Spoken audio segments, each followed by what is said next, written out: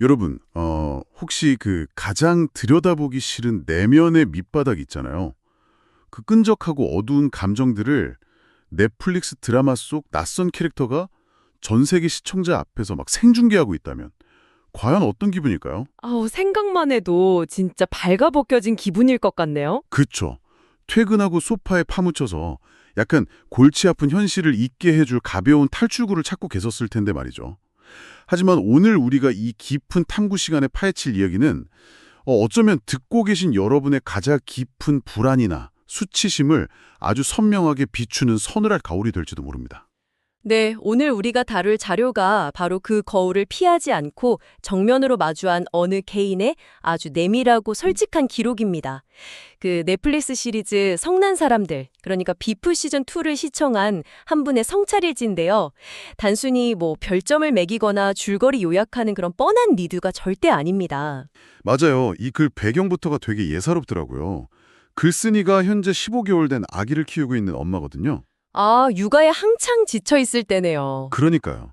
매일 쳇바퀴처럼 돌아가는 고된 일상을 보내다가 토스트마스터즈 미팅이라는 곳에 참석한 후에 지인인 세레나와 되게 깊은 대화를 나눴다고 해요. 네네. 그 대화를 기점으로 드라마를 보면서 느꼈던 분노나 수치심, 외로움 같은 날것의 감정들이 휙 날아가 버리기 전에 종이 위에 솔직하게 막 붙잡아두고 싶었다. 그런 강렬한 충동을 느꼈다고 합니다. 감정이 휘발되기 전에 기록하겠다는 거 되게 멋진 접근이네요. 네, 그래서 오늘 우리의 미션은 명확합니다. 이 허구의 드라마가 어떻게 우리의 가장 내밀한 불안, 관계의 역학, 그리고 우리를 짓누르는 사회적 현실까지 폭로하는 그 통찰을 쫙 뽑아내보는 거죠. 좋습니다. 자, 그럼 이 기록의 행간을 진짜 바닥까지 한번 긁어볼 텐데요. 되게 흥미로운 게 글쓴이가 이 드라마를 보고 그냥 재미있다 이렇게 느낀 게 아니라 엄청난 심리적 불편함을 겪었다는 고백에서 출발하거든요. 사실 그 불편함이라는 감정이 우리가 꼭 짚고 넘어가야 할 아주 핵심적인 심리적 단서입니다. 불편함이요? 네. 글쓴이가 가장 깊게 이입하면서도 동시에 막 강한 거부감을 느낀 캐릭터가 극중 애슐리라는 인물인데요. 애슐리? 애슐리는 아기 때 부모님이 이혼한 상처를 가지고 있어요. 그러니까 마음속 깊은 곳에 거대한 유기 불안, 내가 버림받을지도 모른다는 그 공포를 깨안고 살아가는 거죠. 네, 맞아요. 그래서 연인인 오스틴한테 막 엄청 집착하잖아요. 그쵸. 끊임없이 사랑해라는 말을 요구하고 약간 상대방 감정을 실시간으로 확인받지 않으면 아예 견디지를 못하는 모습을 보입니다. 사실 시청자의 입장에서는 솔직히 좀 짜증이 날 법도 한 캐릭터거든요. 그게 피곤한 스타일이죠. 네. 불안 감추려고 거짓말도 서슴지 않고 막 충동적인 행동으로 주변 사람들까지 엄청 피곤하게 만드니까요. 그런데 글쓴이는 이 결함투성의 애슐리를 보면서 비난을 하는 대신에 아주 깊고 근원적인 두려움에 확 사로잡혀요. 어떤 두려움이었죠? 만약 자기가 훗날 남편이랑 헤어지게 된다면 어떻게 될까? 이 생각을 한 거예요. 어른인 자기는 이혼 후에도 개인의 행복을 찾아 새 출발을 할 수 있겠지만 지금 내 품에 있는 저 15개월 된 아이는 어떨까? 아, 아이 입장에서요? 네. 내 아이 마음속에 지금 화면 속 애슐리가 겪고 있는 저 끔찍한 유기불안의 씨앗을 심어주게 되는 건 아닐까? 하는 진짜 뼛속 깊은 공포를 마주한 겁니다. 와, 그거 참 허구의 인물을 통해서 자기 자신의 가장 아픈 약점을 직면한다는 거, 그 힘이 바로 여기에 있는 거거든요. 맞아요. 심리학에서는 이걸 투사라고 부르는 방어 기제랑 연결해서 봅니다. 우리는 보통 내 안의 수치스러운 감정이나 억압된 두려움을 나 스스로 인정하는 걸 되게 힘들어해요. 내 힘으로 나 이렇다 말하기 싫죠. 그렇죠. 그래서 그걸 타인, 특히 극중 인물처럼 좀 나랑 분리된 안전한 대상한테 확 더 씌워서 바라보게 되는 거예요. 애슐리의 결함을 보면서 느끼는 그 불편함은 사실 글쓴이 내면에 숨어있던 그 부모로서 내 아이한테 씻을 수 없는 상처를 줄지도 모른다 하는 두려움이 콕 자극받았기 때문입니다. 이 대목 읽으면서 저는 딱 그 기분이 들더라고요. 치과 의자에 누워있는 느낌이요. 치과 의자요? 네, 그 윙윙거리는 신경치료 기계 소리 막 너무 무섭고 도망가고 싶잖아요. 듣기만 해도 싫네요. 그렇죠. 그런데 결국 썩은 충치를 파내려면 그 가장 아픈 통증의 근원지를 정면으로 확 건드려야만 하잖아요. 맞아요. 피할 수 없죠. 현실에서는 상처받기 싫어서 온갖 방어 기저로 막 꽁꽁 싸매둔 감정들이 이건 그냥 픽션일 뿐이야 하는 이런 안전거리 덕분에 비로소 무장 해제되는 거 아닐까요? 약간 드라마라는 맞추제를 맞고 내면의 충치를 긁어내는 셈인 거죠. 와, 그거 아주 기가 막힌 비유네요. 타인의 불안정한 모습을 지켜보면서 느끼는 그 통각이 결국 나를 돌아보는 성찰의 도구가 된다는 거잖아요. 네네. 현실에 진짜 내 문제는 막 너무 위협적이라서 직면하기가 어려운데 애슐리라는 타인의 삶을 필터로 한번 거치니까 내 두려움을 해부해 볼 수 있는 일종의 심리적 실험실이 짠하고 열리는 겁니다. 맞아요. 근데 애슐리의 이런 개인적인 불안이 그냥 혼자만의 문제로 조용히 끝나면 참 다행이겠지만 불행히도 불안이라는 감정은 전염성이 진짜 어마어마하게 강하잖아요. 아주 치명적이죠. 가장 가까운 사람, 그러니까 파트너인 오스틴한테 이 불안이 어떻게 폭발하고 엇갈리는지로 시선을 딱 옮겨보면 상황이 훨씬 더 복잡해집니다. 글쓴이가 이 두 사람 관계에서 나타나는 그 속도와 방향의 차이를 아주 날카롭게 짚어내더라고요. 네, 애슐리하고 오스틴은 세상을 대하는 태도 자체가 근본적으로 다릅니다. 애슐리는 아까 말했듯이 어린 시절 결핍이 있잖아요. 그래서 세상을 알아갈수록 야망이랑 소유욕이 점점 더 커지는 스타일이에요. 막 쟁취하려고 하는군요. 그렇죠. 든든한 건강보험, 안정적인 내 집, 확고한 가족의 울타리 이런 것들. 자기가 한 번도 가져보지 못한 것들을 악착같이 손에 넣음으로써 자기 불안을 통제하려고 하는 거죠. 약간 결핍이 원동력이 된 케이스네요. 그럼 오스틴은요? 반대로 오스틴은 뼛속까지 느긋한 사람입니다. 미래에 대한 강박이나 압박감 이런 거 전혀 없이 그냥 지금 이 순간의 삶을 막 무르르듯이 즐기고 싶어 하죠. 아니, 이 둘이 연인으로 묶여 있으니 당연히 사달이 날 수밖에 없겠네요. 애슐리는 끊임없이 오스틴 등을 막 떠밀잖아요. 네, 계속 푸시하죠. 당신이 더 나은 사람이 되어야 한다. 더 큰 책임을 져야 한다. 빨리 달려라. 저는 이거 보면서 완전히 2인 삼각 달리기 같다는 생각을 했어요. 2인 삼각이요? 네, 한 명은 막 목적지 향해서 전력 질주하려고 숨을 헐떡이면서 달려나가는데 발이 묶인 다른 한 명은 그냥 가만히 서서 주변 풍경 보면서 천천히 산책하고 싶은 거예요. 아, 그거 끔찍하네요. 그쵸. 그러면 서로 발목 묶고 있는 그 끈, 그러니까 관계 자체가 얼마나 고통스럽게 당겨지겠어요. 둘 중 누구도 나쁜 마음이 없는데 그냥 그 끈 때문에 막 멍이 들고 피가 안 통하는 상태가 되어버리는 거죠. 그 2인 삼각의 끈이 가장 팽팽하게 당겨지다 못해 막 끊어지기 직전의 텐션을 보여주는 결정적인 장면이 나옵니다. 아, 그 응급실 대기실 씬이요? 네, 맞습니다. 애슐리가 극도로 예민해진 상태에서 특정 색깔의 게토레이를 원하잖아요. 맞아요. 빨간색이나 파란색을 원했고. 네, 보라색까지는 마지못해 타협할 수 있는데 노란색은 진짜 절대로 싫다고 선을 딱 그어버리죠. 네네. 그런데 오스틴이 여기서 어떻게 합니까? 하나 남은 빨간색 게토레이를 생판 모르는 낯선 사람한테 기꺼이 양보해버려요. 와. 그리고 정작 애슐리랑 자기를 위해서는 애슐리가 그렇게 싫다던 노란색을 덜렁 들고 오죠. 근데 잠깐만요. 저는 이 대목에서 솔직히 좀 의문이 들었거든요. 어떤 점이요? 아니, 응급실이라는 곳이 되게 절박한 공간이잖아요. 거기서 낯선 사람한테 내가 먹을 걸 양보한 거면 상식적으로 오스틴은 진짜 배려심 깊고 착한 사람 아닌가요? 좋은 의도로 한 건데 이게 왜 관계에서 치명적인 독이 된다는 건지 저는 좀 이해가 안 가더라고요. 밖에서 보기엔 당연히 훌륭한 도덕적 행동이죠. 칭찬받을 만해요. 하지만 이게 관계의 역학이라는 밀실 안으로 쑥 들어가면 완전히 다른 이야기가 돼버립니다. 그래요? 오스틴의 행동은 이기적이어서 문제가 되는 게 아니라 오히려 너무 이타적이라서 문제가 되는 거예요. 이른바 이타주의의 역설이죠. 이탈주의의 역설이요. 네.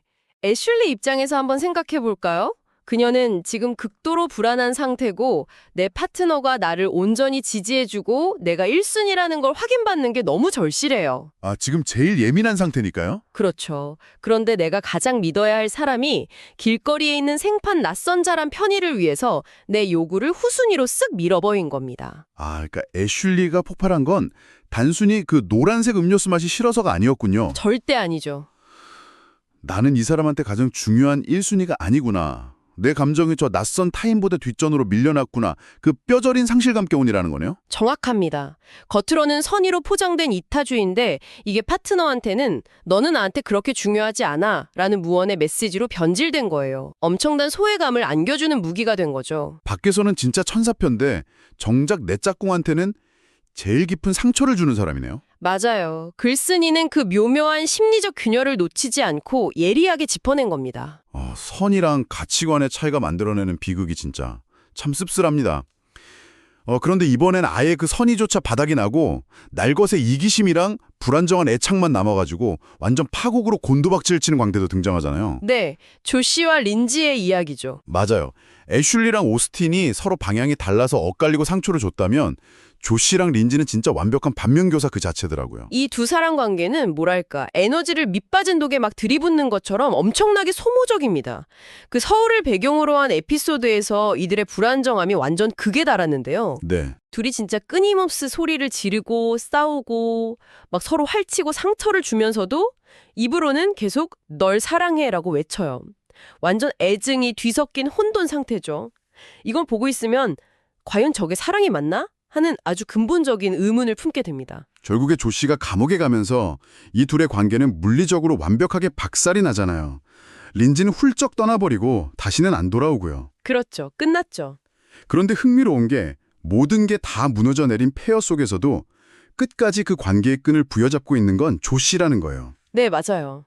반면에 린지는 자신의 그 텅 빈 감정이나 애착을 인간이 아닌 반려견, 버버리한테 전적으로 막 쏟아붓기 시작하잖아요.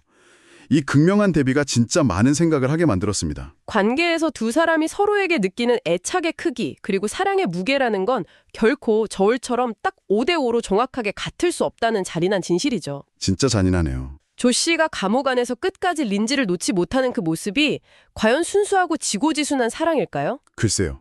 사실은 자기 세상에 변하는 걸 도저히 받아들이지 못하고 과거의 안정감에 집착하는 병적인 매달림의 확률이 높습니다. 사랑이라는 감정이랑 집착 사이의 경계가 완전히 무너져 버린 거예요. 린지가 강아지 버버리한테 집착하는 모습도 좀 되게 기괴하면서도 좀 슬프더라고요. 왜 하필 강아지였을까요? 어떻게 생각하시는데요? 사람 관계가 너무 상처받기 쉽고 지치니까 절대 나를 배신하지 않고 무조건적인 사랑을 주는 그런 안전한 대상이 필요했던 게 아닐까 싶어요.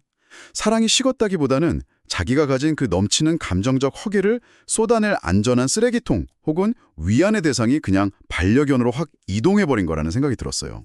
네, 심리학에서 말하는 애착 대상의 이동이라는 정확한 메커니즘입니다.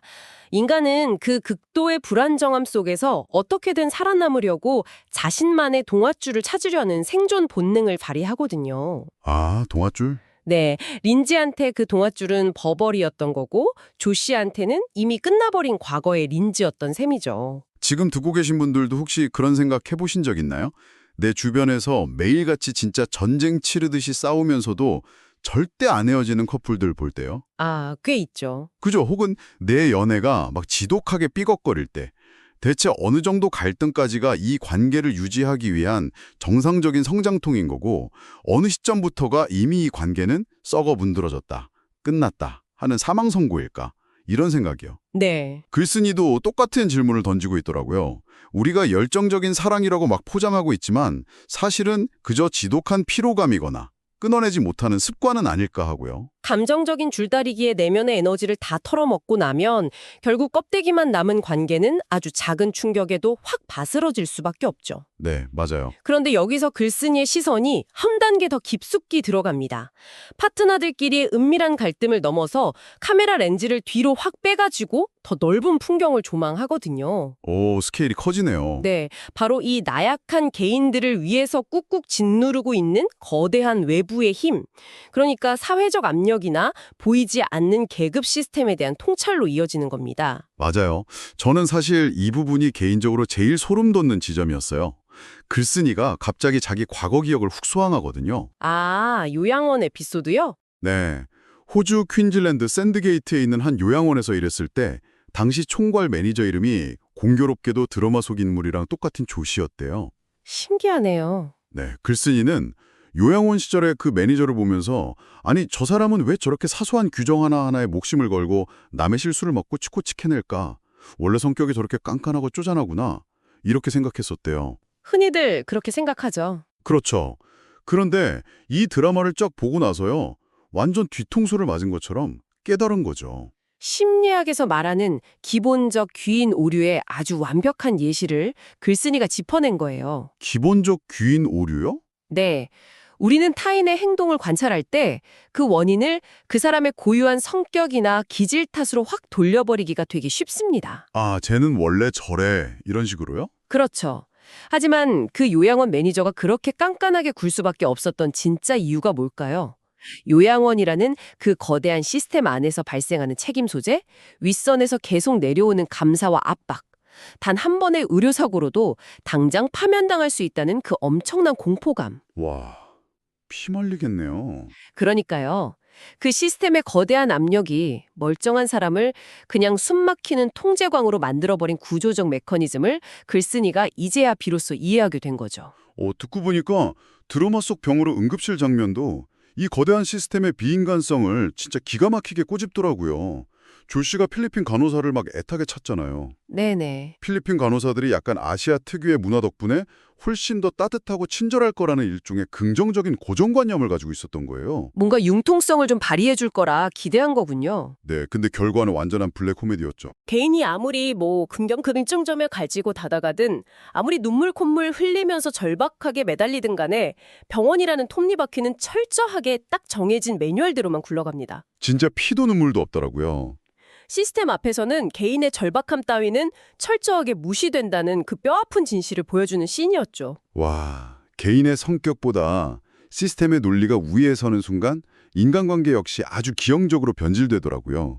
그 트로이와 조 씨의 관계를 보여주는 씬이 완전 정점이었어요. 아, 그 장면 되게 인상 깊죠. 네, 겉보기엔 둘이 아주 쿨하고 다정한 친구처럼 막 대화를 나눠요. 농담도 하고 웃고. 그런데 트로이가 조시 시야에서 딱 벗어나서 나무 뒤로 슬쩍 돌아가더니 어딘가로 전화를 걸잖아요. 맞아요. 조 씨가 컨트리 클럽에서 돈을 빼돌렸다는 걸 상부나 누군가한테 은밀하게 딱 보고하는 장면이요. 방금 전까지 친구 연기를 하던 두 사람 사이에 쫙 숨겨져 있던 차가운 위계 질서가 팍 폭로되는 순간입니다. 소름 돋았어요. 너는 겉보기엔 내 친구 같지만 결국 내 감시 아래에 있는 아랫사람이야. 라는 권력 관계가 명확해지죠.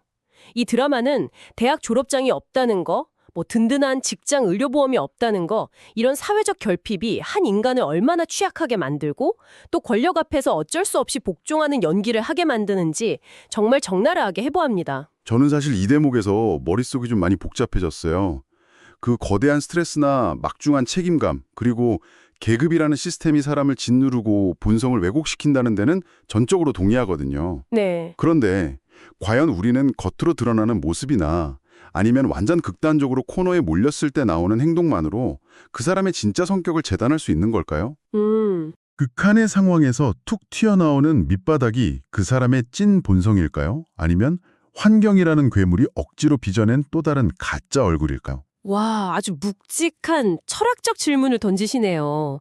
본성이냐 환경이냐 하는 논쟁은 진짜 끝이 없지만 중요한 건 환경이 인간의 잠재된 어떤 특정 기질을 엄청나게 증폭시킨다는 점이겠죠. 증폭시킨다. 네, 글쓴이도 이렇게 복잡하게 얽힌 인간 심리랑 사회적 위계, 그 숨 막히는 현실의 무게를 드라마라는 캔버스 위에 막 생생하게 펼쳐낸 창작자들한테 엄청난 경외감을 표하고 있습니다. 맞아요. 이 복잡한 메커니즘을 우리가 그냥 머리로 이해하는 게 아니라 피부로 확 와닿게 만든 건 결국 배우들이랑 작가의 역량이잖아요. 글쓴이가 여기서 윤여정 선생님, 송강호 배우 같은 월드클래스 대배우들을 딱 언급하더라고요. 아, 기생충에 나오셨던 분들이죠. 네, 영화 기생충으로 이미 글로벌 스타 반열에 오른 분들인데 이분들이 작품 안으로 딱 들어오면 그 거물급 오라를 완벽하게 지워버린다는 거예요. 너무나도 일상적이고 지옥적인 인물을 진짜 현실감 있게 연기했다는 점에 감탄을 하죠.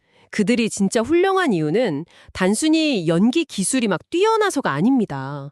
우리가 앞서 계속 이야기했던 보이지 않는 계급의 무게, 삶에 찌든 저임금 노동자의 피로감, 사회적 위기에 짓눌린 그 신체적 반응들 있잖아요. 네네. 그걸 온몸으로 완벽하게 체화해내기 때문이에요.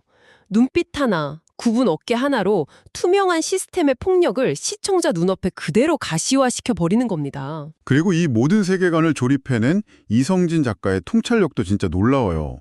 대기업 회장이 돈 세탁을 하거나 죽은 부모 계좌 도용해서 사기치고 쿠바로 야반도주하는 엄청 자극적인 설정부터 팍팍하게 하루 벌어 하루 먹고 사는 그 노동자의 구질구질한 일상 디테일까지. 스펙트럼이 엄청 넓죠. 그러니까요. 작가 한 사람이 이 완벽하게 다른 두 세계를 다 살아봤을 리는 없잖아요. 도대체 어떻게 이런 입체적인 묘사가 가능한 걸까요? 훌륭한 스토리텔링은 단편적인 내 경험을 그냥 나열하는 게 절대 아닙니다.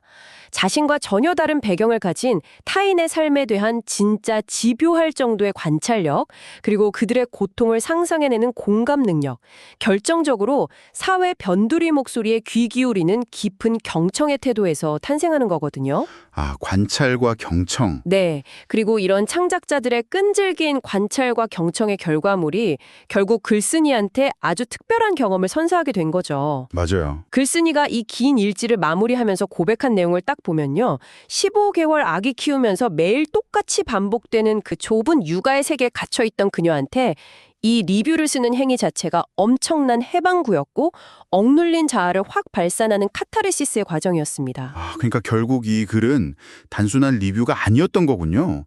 기저귀 갈고 이유식 먹이는 쳇바퀴 같은 일상 속에서 그녀는 이처럼 복잡하고 철학적인 어른들의 깊은 대화에 지독하게 굶주려 있었던 거예요. 정확합니다. 드라마라는 핑계를 딱 빌려서 오랫동안 외면했던 자신의 불안을 종이 위에 토해내고 활자로 단단하게 붙잡아둔 거네요. 네, 훌륭한 분석입니다. 자, 이제 결론을 좀 내려볼까요? 이 모든 이야기가 지금 듣고 계신 여러분에게는 어떤 의미로 다가오시나요? 오늘 우리가 깊게 파고든 이 한 편의 기록은 픽션 속 결함만한 캐릭터들이 그냥 짜증난다, 이런 투정을 아득히 뛰어넘습니다. 네. 무질서하고 엉망진창인 관계들, 스트레스가 막 목끝까지 차오른 상황에서 내지르는 멍청한 선택들, 그리고 그 선택이 주변을 어떻게 파괴하려는지, 이 모든 것은 결국 우리가 발딛고 서 있는 이 삶의 기반이 얼마나 얇고 취약한지를 섬뜩하게 마주하게 하는 차가운 거울이었습니다. 픽션은 종종 현실의 가장 아프고 연약한 급소를 예고도 없이 훅 찌르고 들어옵니다. 글쓴이가 애슐리의 불안한 눈빛에서 내 아이를 망칠지도 모른다는 자기 두려움을 딱 보았듯이 말이죠. 네. 우리는 겉으로는 타인의 어리석음을 막 비웃고 비난하지만 내면 깊은 곳에서는 사실 나 역시 그들이랑 다를 바 없다는 불안을 방어하느라 필사적인 걸지도 모릅니다. 지금 이 이야기를 듣고 계신 분들도 아마 은연중에 느끼고 계실 겁니다. 우리의 진짜 삶은 넷플릭스 드라마보다 훨씬 더 대본 없이 막 흘러가고 더 질척거리고 예측 불가능하다는 것을요. 그렇죠. 오늘 우리가 살펴본 글쓴이처럼 우리에게도 그저 바쁘다는 핑계로 마음의 서랍 속에 꽉꽉 처박아둔 감정들을 끄집어내서 직면하는 시간이 절대적으로 필요합니다. 글로 적어보던 아니면 누군가랑 불편하고도 깊은 대화를 나누던 말이죠. 그래야만 신경치료를 제대로 끝내고 염증을 도려낼 수 있을 테니까요. 맞습니다.